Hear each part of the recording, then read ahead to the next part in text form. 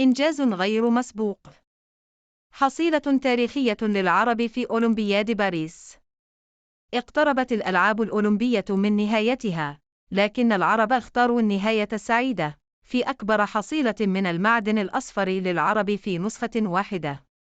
وللتعليق على الإنجاز غير المسبوق، قال الإعلامي الرياضي فاروق خليف في حوار مع برنامج هجمة مرتدة على سكاي نيوز عربية: هذه النسخة من أولمبياد باريس هي أفضل نسخة في تاريخ المشاركات الجزائرية، مناصفة مع نسخة أتلانتا عام 1996.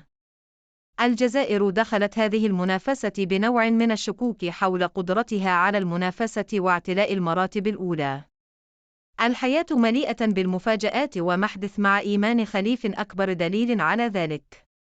يجب على اللجان الأولمبية في كل الدول العربية أن تخصص ميزانيات لكل رياضة لصناعة الأبطال.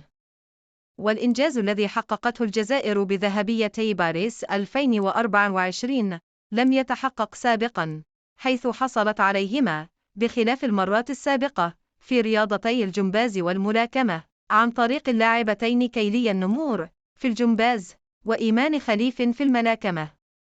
من تونس، اقتنص فراس القطوسي الذهبية في رياضة التايكواندو بوزن أقل من 80 كيلوغراما. أما البحرين، فحصلت على ذهبية سباق 3000 متر موانع للسيدات عن طريق لاعبتها وينفرد يافي. وللمغرب، حقق البطل الأولمبي سفيان البقالي ذهبية سباق 3000 متر موانع للرجال في أولمبياد باريس 2024.